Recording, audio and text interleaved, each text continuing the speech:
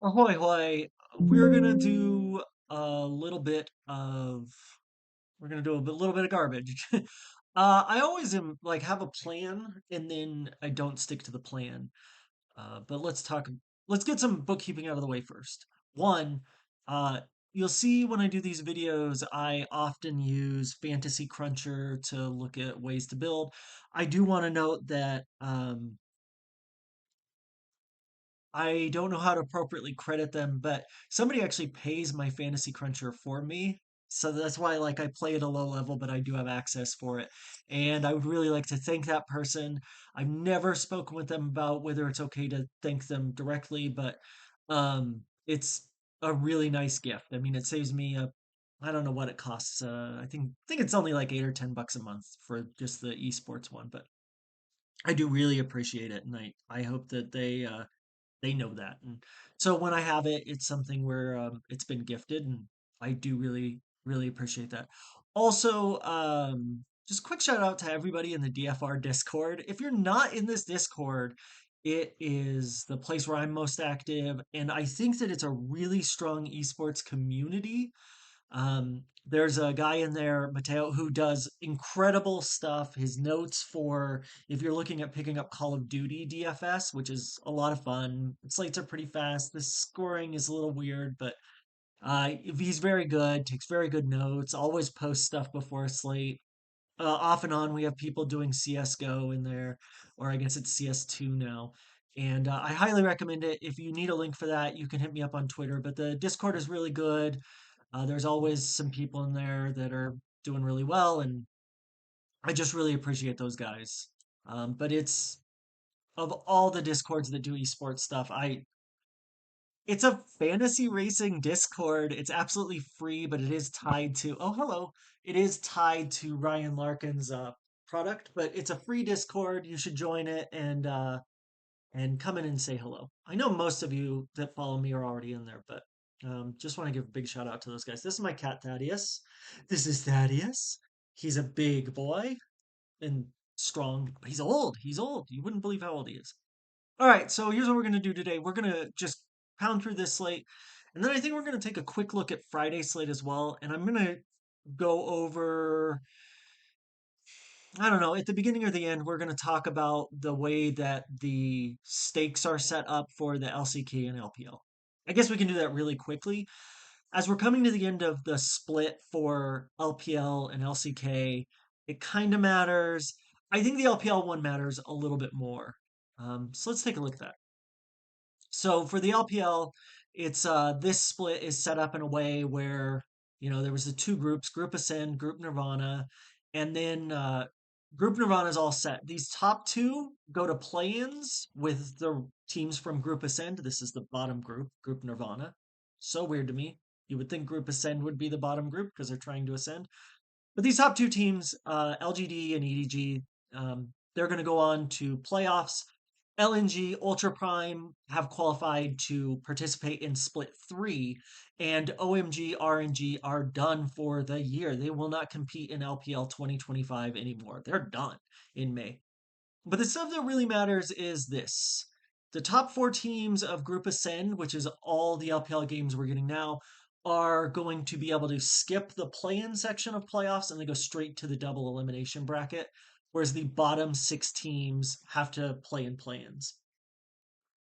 Um, yeah, so all these teams are going to play 18 games, 18 matches, and you'll see some of them have as few as 14 NIP, and also JDG. So we're going to get a lot of NIP and JDG as we close out this split. In fact, we have NIP tonight and we have NIP tomorrow night as well. And the way that their current form has been, I think that's pretty interesting because they're coming up quite a bit. But after this, it goes into playoffs and then split three. Split three, let me show you what the split two playoffs looks like. It's pretty straightforward. There's a play in section of playoffs that is going to have 8 teams, and then there's qualifiers for the bracket stage. So these teams qualify for the bracket stage. 4 of them will play the 4 teams from the top group. Now, the way that people finish in playoffs is going to determine what happens in split 3.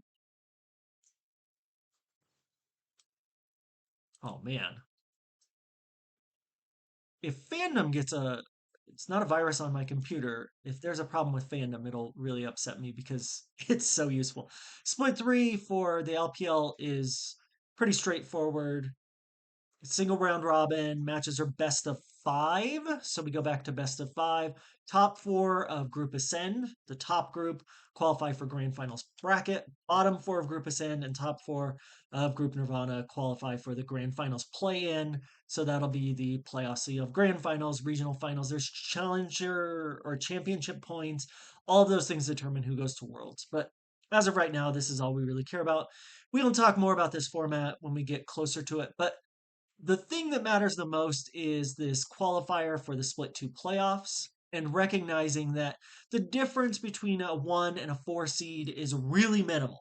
So teams like Top Esports and Anyone's Legend don't really have a ton to play for except to stay in form. Maybe they want to do limit testing. Maybe they want to determine who they're going to play. So maybe they want to give Invictus a better seed than JDG, so they might drop a game. And these are all things to think about. But I really like the setup for all of LPL and LCK this year because I think that it keeps the teams competitive through the end of the split, especially in the LCK where we are currently in what's known as rounds one and two. And the LCK rounds one and two is really straightforward, right? We have teams, they play, they're going to get rankings, and then the rankings are going to qualify them for, what do they qualify them for? Well, that's a great question.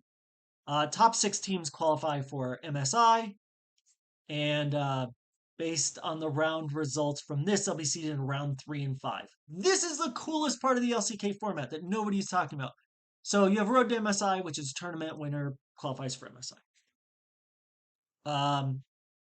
But in rounds three and five, one of the coolest things is that, where's the rules? The teams carry over their records from rounds one and two. So all of the current records from right now carry over. So even teams that are doing poorly but doing better have a reason to continue to try and improve. And I think this is something that like a lot of handicappers that I look at, as well as just a lot of discourse about the LCK is like, oh, well, the split's almost done. Are these teams phoning it in? Are they like thinking about that? But this split is part of the next split. And all this does, the split we're currently in, rounds one and two, is create seedings. And then they use a top and bottom bracket similar to the LPL's model that's based on those. And then the teams from the top and bottom bracket of that continue on. So, um, yeah, from there, top four teams from the Legend group qualify for season playoffs. Bottom team from Legend group and top three qualify for season play-in. So similar to what we're doing with the LPL. Currently, they will do with the LCK at the end of their next split, rounds three to five. But the rounds three to five again carry over the records from rounds one and two. And that's extremely important because not only are they seeded based on their results, but it carries over the record. So, like in the LPL, we might have seen people in the last split that just kind of tanked it. And they're like, no, let's just get on the bottom group, pound our way through the bottom group, not worry about that. There was some reason why people might want to do that. So that's just like the basic overall of what we can expect from those going forward. Let's talk about tonight's DFS slate. If you need my projections, my projections are available. It's the same link. Um, you can find it on my Twitter or join the DFR Discord and ask me for the link. The link is actually pinned in the LOL channel, in the esports channel. So we're going to look at it tonight. I think there's some pretty interesting positions that we can stake out. KTHLE is kind of uninteresting to me. We've got it at KT plus 450, HLE minus 800, 28.5 over under. The over 2.5 is plus 162. That is kind of interesting because that over 2.5 pays a lot better than the KT plus 1.5. And it's a significant enough margin that if you think KT is going to take a map and not win, It would be stunning. HLE's only dropped 5 maps. This would be a big surprise. But KT has really improved. They brought in their better players. They brought Perfect back. They brought Duck Dom back. I think that there's a real chance that KT take a map here. I would be surprised if they upset, but they have really significantly improved. Their current form looks significantly better. But HLE is so good and they've been so consistent. I have some doubts, but I'd say it's better than 50%. Well, no, actually, the numbers are about right. We're not going to bet that. I was really trying to talk myself into the over 2.5 maps, but the more I think about it, I would need it to be like more than 40% KT take a map, and I'm not sure it is. So we then can say, okay, for DFS, we're going to go KT 0-2 and BK or HLE 2-0. And we're going to take those scores and move them over. All right. This T1 Bro, also another interesting one. T1 minus 700. I think there's some doubts about their form. Okay, bro. They've been using Croco. I would note that they played last night in Challengers. We saw Elam. Now that doesn't rule out Hambach. So um, we could still see Hambach instead of Croco. And this sucks because we're not going to be able to get these lineups ahead of time. And I really like Croco. I'm a can't knock on the Croco. I feel like Bro is live here and it's Croco. Um, that sounds insane, but honestly, I think they're live, but I do think the number's probably about right. The plus 400. If I knew it was Croco, and so it's something that I would look at, it's even money for plus 1.5 maps. I think this is when I can talk myself into them taking a map. This Guma Caria situation is good and bad. It runs hot and cold. Vegas has this pretty strongly at under 2.5 maps. Let's let's go ahead and put it as the 2-0. Do it as an upside. And then the 0-2. And we'll do this. Anyone's Legend, NIP. NIP have been looking very good. This one it's tied for the highest over under on the slate at 31.5 kills expected. AL minus 800. I think it's reasonable to say that AL should 2-0, but we just saw NIP take a game off of Top Esports, and we've seen them finally get a little wins under their belt. And I think that this Vegas line is I think the NIP plus 1.5 is maybe interesting, but it's plus 162. It's the same as the over 2.5. I do think that this is probably the line NIP plus 1.5. Um, yeah, I like it. I like it. Let's do NIP plus 1.5. Yeah, I mean my model has this just a little bit shorter because of its recency bias, but AL have just been so consistently good. But anyways, for projections, we're just gonna go 2-0-0-2. The most interesting match of the night is going to be this WETT matchup. TT have been pretty strong recently. I feel like their form has really improved. Their numbers have looked better. What we're going to do for this is we're going to take two winning ways here. So we're going to put it as if TT win 2-1, which I think is possible. I think they could upset. And I think that, in case you didn't see my little sheet here, I think it's kind of an interesting position to. I think I'm going to get a little money in on TT. I wish the number were a little better, but the plus 162 is fine. I that should be like if it were even money plus 1.5. I think it would be just an incredible bet, but I do think the mismatch here is Monkey versus Xiao Huangren, the one Chinese name that kills me every time. Too many syllables. But Minion versus Monkey is a real difficult matchup. Monkey is so aggressive. WE play behind him. If he's able to get off to a strong start and is just like comparatively winning all of the objective battles and stuff that we expect from junglers, it's going to put TT in a really difficult situation. I think Vampire's not good, but he's played pretty well. I think the Kara C-Tab matchup is about even. I prefer Hoya over Cube, but Cube has been good, consistent.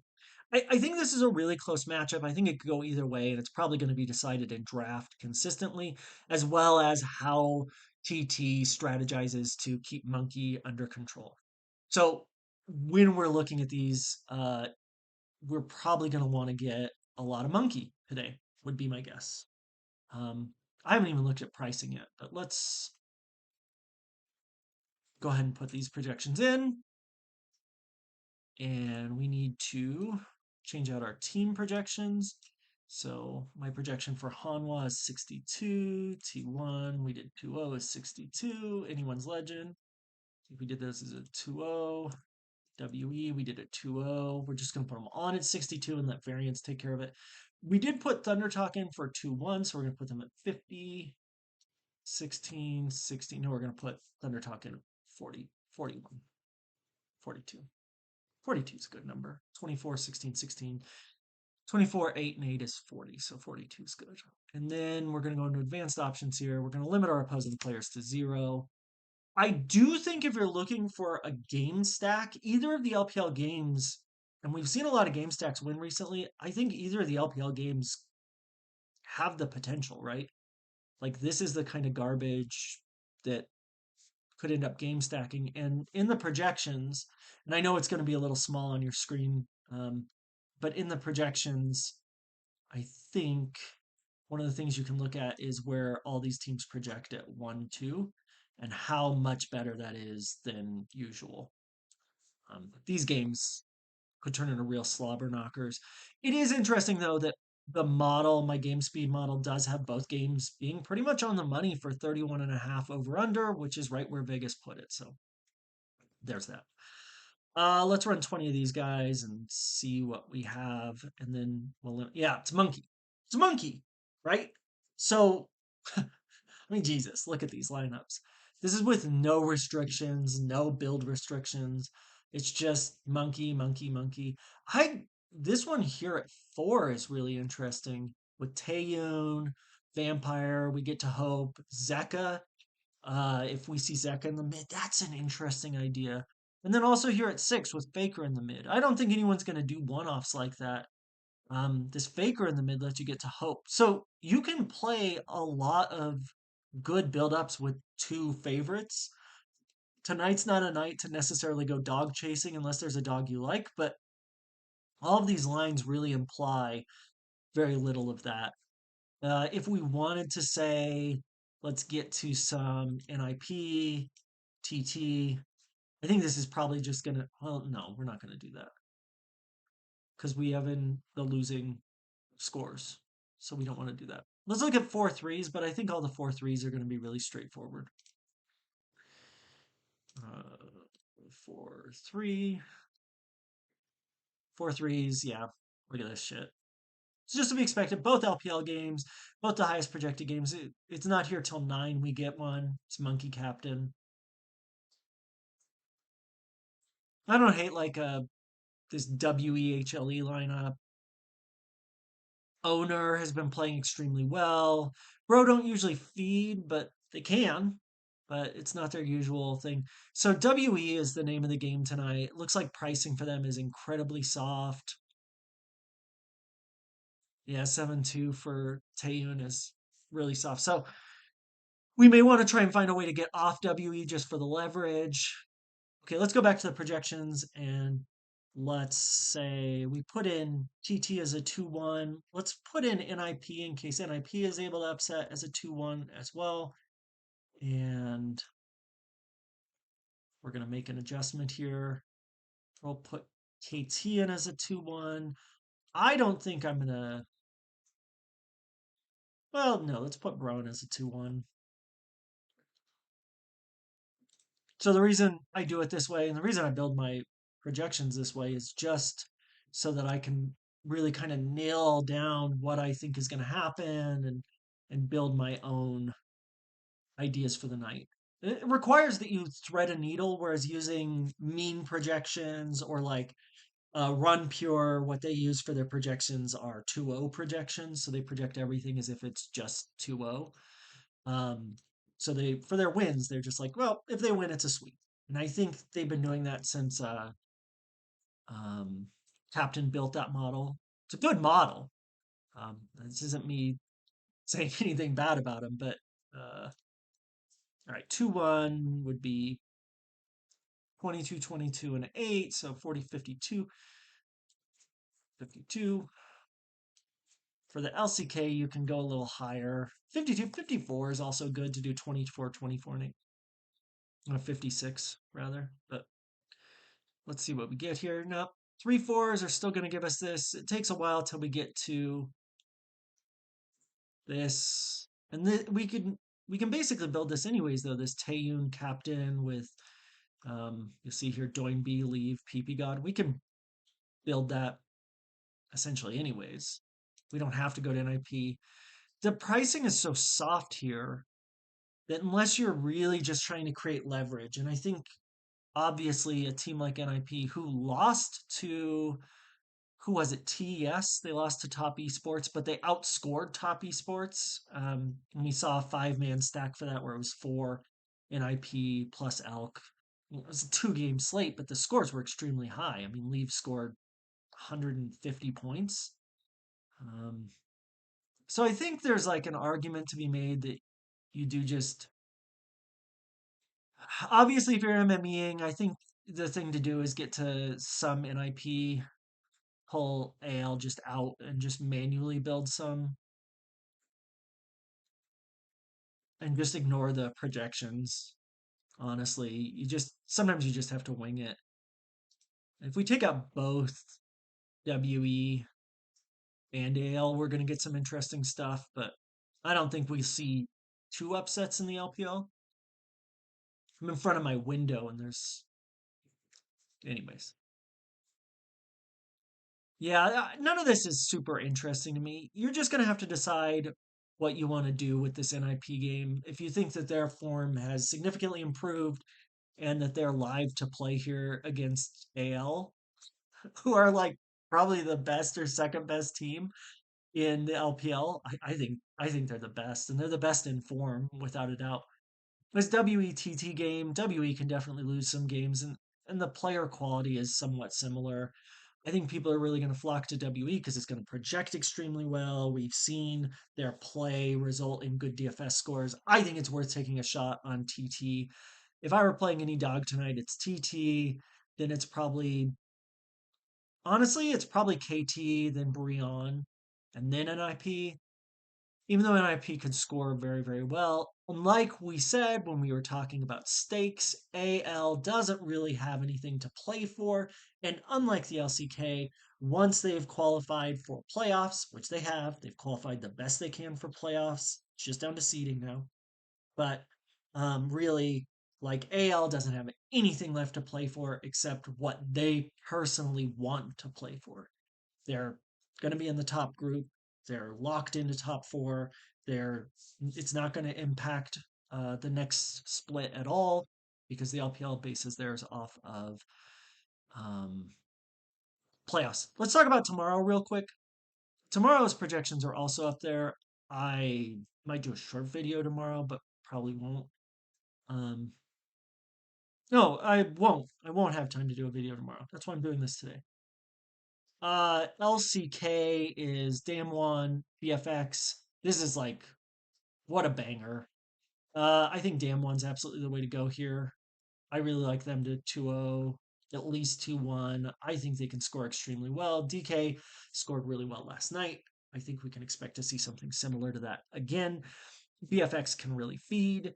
They didn't versus Nongshim, but it's because they played them so tight, and Nongshim's form is really off. Nongshim winning last night versus BFX 2-1.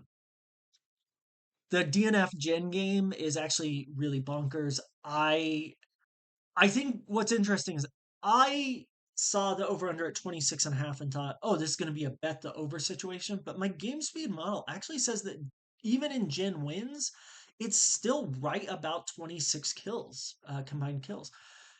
DNF feeds, so teams that play against them that are willing to run it up have placed extraordinarily high scores. My gut instinct is that these projections are probably slightly low, but they're probably not much lower. If it was any team besides Jin, I think Jin will just get bored and close out these matches pretty quickly. Like they'll have a couple extra kills, but I think we could see a 24-minute match. Um, like DNF is just terrible.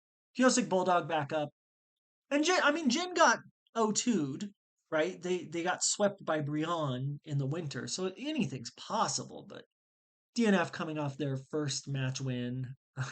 This is done. FPX JDG is a really interesting matchup. JDG just totally killed everybody last night. They were an incredible play. They scored extremely well. Uh, I don't know that we'll see that again here versus FPX, but we might. This might be a game stack situation if you think that FPX can win a map, one map. If you think FPX can win two maps, I would fade JDG entirely because JDG in the losing maps isn't going to score extremely well, and in their map they win, they're not going to score as well as we'd want for a game stack. Comparatively, though, this is probably the game stack special of the week. Friday morning, we have Invictus versus NIP. Invictus have found a new form and they are playing a little bit slower, and it's led to more victories. But I think versus NIP, there's a good chance they're going to just fuck up. They're just going to get into it, and this NIP IG match could really go off.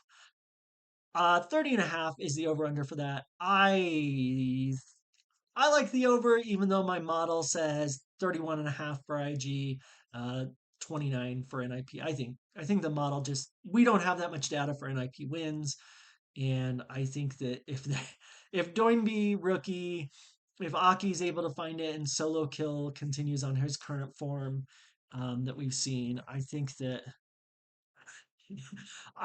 this matchup could really just blow out.